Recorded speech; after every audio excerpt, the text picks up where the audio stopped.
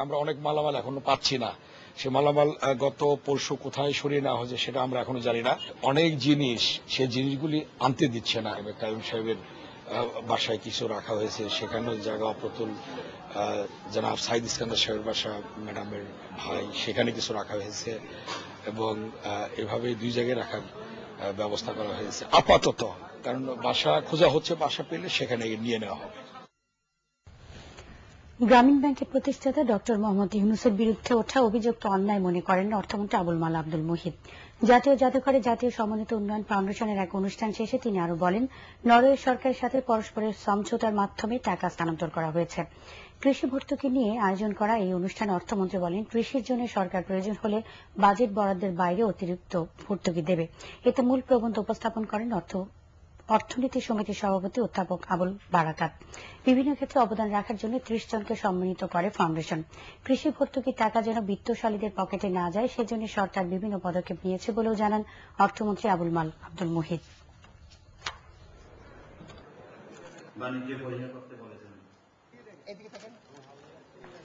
আজকে যে বক্তব্যটা বেরিয়েছে সেখানে পরিষ্কার বলেছে যে তারা করেছিল, তাদের একটা আন্ডারস্ট্যান্ডিং ছিল, নরওয়ের আরেকটা আন্ডারস্ট্যান্ডিং ছিল।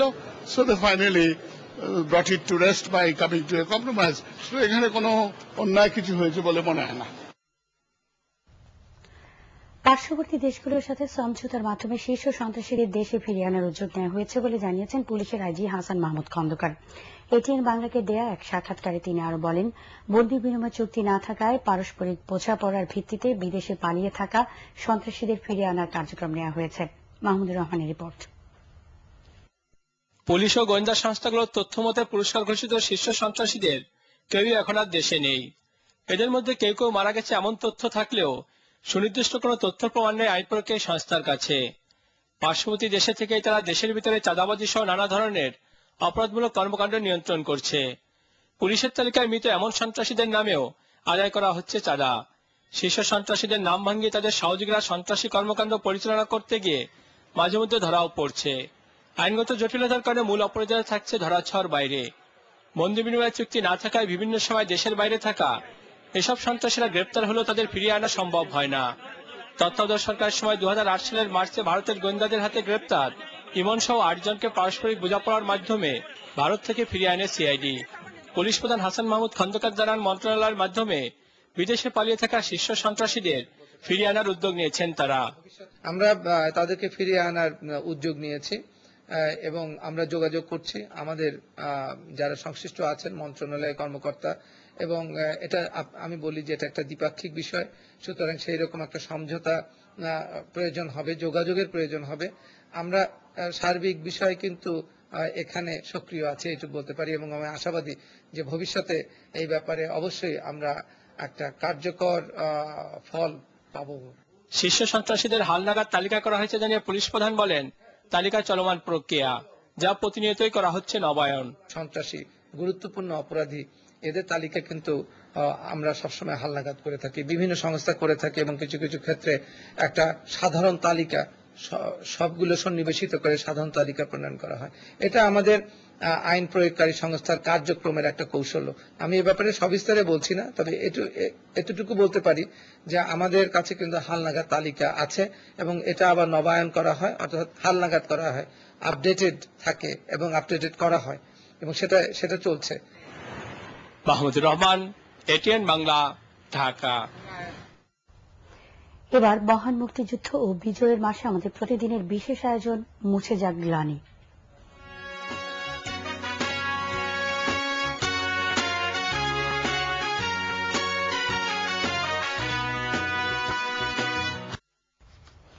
স্বাধীনতা যুদ্ধের সময় পাক সেনাবাহিনীকে সহযোগিতা ও গণহত্যার সুনির্দিষ্ট অভিযোগ রয়েছে পাবনার সাবেক সংসদ সদস্য ও জামায়াতের সংসদীয় দলের সাবেক উপনেতা আব্দুস সোবহান মিয়া ওরফে মাওলানা সোবহানের বিরুদ্ধে। ৭১ তিনি ছিলেন পাবনা জেলা জামায়াতের ভারপ্রাপ্ত আমির। শাহনাজ মুনির রিপোর্ট। যুদ্ধ অপরাধী নয়, যুদ্ধ অপরাধী তো অবশ্যই ছিল পাকিস্তানের। নিজের অপকর্মের কথা অস্বীকার করে 2008 সালের নির্বাচনে ভোট চেয়েছিলেন 4 দলীয় জোট প্রার্থী জামাত নেতা মাওলানা আব্দুস সোবহান, কিন্তু জনগণ তাকে প্রত্যাখ্যান করে বুঝিয়ে দিয়েছে মুক্তিযুদ্ধের সময় পাবনাতে আলবদর, রাজাকার ও শান্তি কমিটি গঠনের মূল উদ্যোক্তার নৃশংস কর্মকাণ্ড আসলে কেউই ভুলে যায়নি। পরে আন্তর্জাতিক অপরাধ ট্রাইব্যুনালের কর্মকর্তারা পাবনায় যুদ্ধাপরাধের তদন্ত করতে গেলে স্থানীয় বাসিন্দাদের কথায় আরো স্পষ্ট হয়ে ওঠে মাওলানা সুবহানের অপরাধের প্রমাণ। মৌলানা সুবহানের নেতৃত্বে আর কি এখানকার যারা তার অনুগত যারা ছিল তাদের দিয়ে এই কিলিংটা করানো হয়েছে। সেনাবাহিনী আসার পরপরই তার নেতৃত্বে এগুলো নিয়ে আসে, সম্পূর্ণ তাদের পরিকল্পিতভাবে এখানে নিয়ে আসছে। যেহেতু এখানে আপনার কয়লার স্টেক ছিল, এখানে নিয়ে আসে এই কিলিংটা হয়েছে। তদন্ত কর্মকর্তারাও জানান তাদের প্রাপ্ত তথ্য সম্পর্কে। নির্যাতন এবং হত্যা করেছে তাদের কথা বলেছে। স্থানীয় পর্যায়ে রাজাকার আলবদরদের নাম নির্দেশ দিয়েছে যারা, তাদের মধ্যে মাওলানা আব্দুস সুবহান অন্যতম, মতিউর রহমান নিজামী এবং মাওলানা ইসহাক, এই নামগুলি এসেছে। মুক্তিযুদ্ধের বিভিন্ন দলিলপত্রে বলা হয়েছে মাওলানা সুবহানের প্রত্যক্ষ সহযোগিতায় পাবনার ড্যামরা, সুজানগর, কালাচাঁদপাড়া, কুচিয়াপাড়া ও শাখারীপাড়ায় ঘটেছে বহু হত্যাকাণ্ড ও গণহত্যা। মুক্তিযুদ্ধের সময় পাকিস্তান সেনাবাহিনীর অত্যন্ত আস্থাভাজন সহযোগী মাওলানা সুবহান স্বাধীনতার পর পাকিস্তান হয়ে সৌদি আরব পালিয়ে যান। পরে ফিরে এসে আবার সক্রিয় হন রাজনীতিতে। স্বাধীনতার পর এতদিন ধরাছোঁয়ার বাইরে থাকলেও যুদ্ধাপরাধের অভিযোগে আন্তর্জাতিক অপরাধ ট্রাইব্যুনালে শুরু হয়েছে তার সম্পর্কে তদন্ত প্রক্রিয়া। শাহনাজ মুন্নি, এটিএন বাংলা, ঢাকা। ঢাকা থেকে নির্বাচিত আওয়ামী লীগ নেতৃত্বাধীন মহাজোটের সংসদ সদস্যদের সাথে বৈঠক করেছেন প্রধানমন্ত্রী শেখ হাসিনা। রাতে প্রধানমন্ত্রী শেখ হাসিনার সরকারি বাসভবন গণভবনে এই বৈঠক অনুষ্ঠিত হয়। আসন্ন পৌরসভা নির্বাচন, রাজধানীর যানজট সমস্যার সমাধান, গ্যাস, বিদ্যুৎ, পানির সরবরাহ, আইন শৃঙ্খলা পরিস্থিতি সহ বিভিন্ন বিষয় নিয়ে আলোচনা হয় বৈঠকে। ওয়ার্কার্স পার্টির সভাপতি রাশেদ খান মেনন, আওয়ামী লীগ সাধারণ সম্পাদক সৈয়দ আশরাফুল ইসলাম এতে অন্যান্যের মধ্যে উপস্থিত ছিলেন। তবে বৈঠকে যোগ দেননি মহাজোটের প্রধান শরিক জাতীয় পার্টির চেয়ারম্যান হুসাইন মোহাম্মদ এরশাদ। জনগণের দাবি আদায়ের আন্দোলনে সম্মিলিত ওলামা মাশায়েখ পরিষদের নেতাকর্মীদের অংশ নেওয়ার আহ্বান জানিয়েছেন বিরোধী দলীয় নেত্রী বেগম খালেদা জিয়া।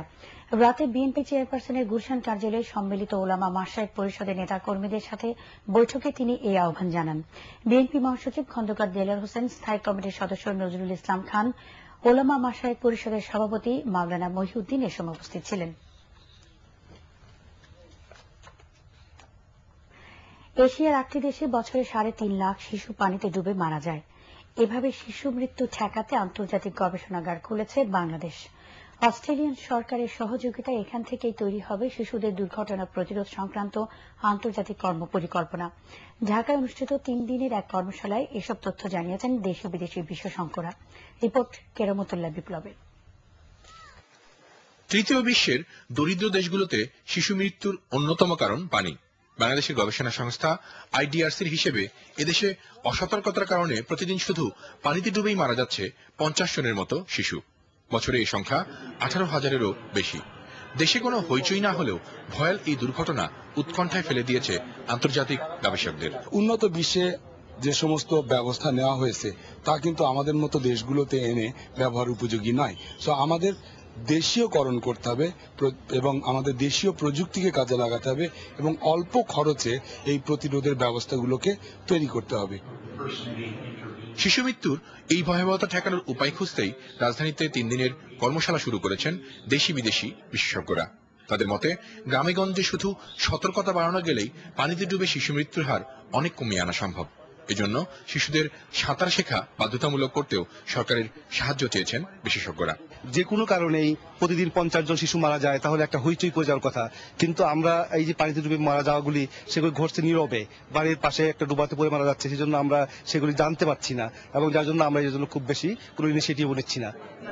কর্মশালায় পাওয়া বিশেষজ্ঞদের সুপারিশ থেকেই শিশু দুর্ঘটনা প্রতিরোধের নতুন কর্মপরিকল্পনা আগামী বছর ভিয়েতনামে চূড়ান্ত হবে বলেও জানিয়েছেন আয়োজকরা।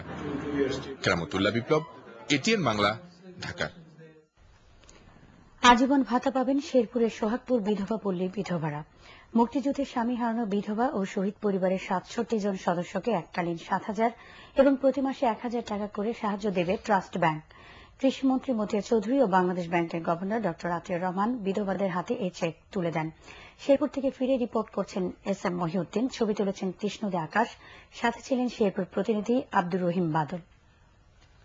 বড় আমার 4টা ডেথ হয়েছে, বাস্তি জামাই, পুত, স্বামী, দেওর। কাম কইরা খাইছি, কষ্ট কচু পাতাও মিলে আর ভাই না, হাঁটা যাওয়া ভাই না, কত কষ্ট কইরা খাইয়া এই যে জিহু তাই। সংসার সাজানোর আগেই ৭১-এ স্বামীর সোহাগ হারান সোহাগপুরের অনেক নারী, কেউ কেউ হারান তার সুখের সংসার।